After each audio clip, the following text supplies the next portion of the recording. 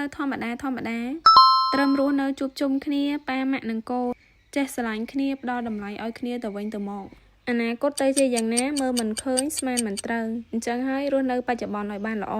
មានតិចញ៉ាំតិចមានច្រើនញ៉ាំច្រើនថ្ងៃណា stress ដើរលេងតិចតួចញ៉ាំអីតិចតួចជួបជុំគ្នាជាក្តីសុខសម្រាប់គ្រួសារផ្ដាំទៅប្រុសមួយចំនួនកុំចូលចិត្តពេលផឹកស៊ីជួបជុំមិត្តភ័ក្តិ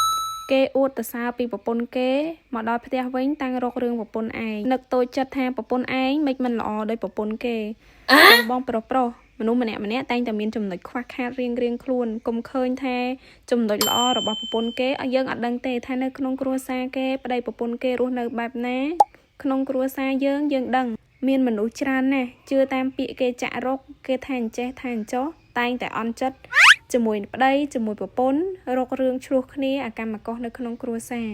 ប្តីប្រពន្ធខ្ញុំភាកច្រើនគឺមិនងាយជឿពាក្យសម្ដីគេហ្មង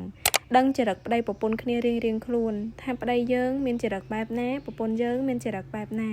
ប្តីខ្ញុំទោះបីជាអ្នកណានិយាយអាក្រក់ពីប្រពន្ធយ៉ាងណាក៏នៅតែយកមកនិយាយប្រាប់ប្រពន្ធដែរថាអ្នកនេះនិយាយចេះអ្នកនេះនិយាយចេះគាត់បានត្រឹមតែឬក៏ស្ងៀមស្ងាត់នៅមុខគេគាត់មិននិយាយស្ដីថាប៉ុន្តែគាត់តែងតែមករំលឹកប្រាប់ប្រពន្ធថាអូអ្នកនេះចូលចិត្តយើងហើយនឹងអ្នកនោះមិនចូលចិត្តយើងភាគច្រើនគឺគាត់មិនបញ្ចេញឈ្មោះទេប៉ុន្តែខ្ញុំអាចបានស្មានដឹងថាអ្នកណាចូលចិត្តនិយាយពីប្រពន្ធគេអញ្ចេះប្រពន្ធគេអញ្ចោះធ្វើឲ្យប្រពន្ធគេប្តីគេមានរឿងមានបញ្ហានិយាយទៅចេះតែវែងឆ្ងាយទេបងប្អូនតាមពិតទៅមិនមែនជារឿងអីធំដុំទេប៉ុន្តែខ្ញុំបានឃើញមានប្រមាណគូដែរដែលគិតពីរឿងហ្នឹងមានបញ្ហាដោយតែខ្ញុំនិយាយខាងលើហ្នឹងរាល់ថ្ងៃស្រឡាញ់ប្តីត្រង់ថាអត់ដែលមានរឿងអាត់កំបាំងជាមួយប្រពន្ធមានរឿងអីមកពីណាក៏យកមកប្រាប់ប្រពន្ធអស់ដែរអត់ចេះលាក់មួយទៀតបងប្អូនដែលខ្ញុំចង់និយាយកុំចូលចិត្តមើលនៅក្នុងបណ្ដាញសង្គមហើយយកមកប្រៀបធៀបជាមួយនឹងជីវិតគ្រួសារផ្ទាល់ខ្លួនក្នុងបណ្ដាញសង្គមពេលខ្លះគេបង្ហាញតែរឿងល្អបង្ហាញតែអ្វីដែលល្អតែធៀបពិតនៅក្នុងគ្រួសារគេបែបណាយើងមិនអាចដឹងច្បាស់ដូចខ្ញុំនេះជាដើមនិយាយថាល្អអញ្ចឹងឯណាណែនាំគេល្អប៉ុន្តែខ្លួនឯងមើលនៅក្នុងបណ្ដាញសង្គម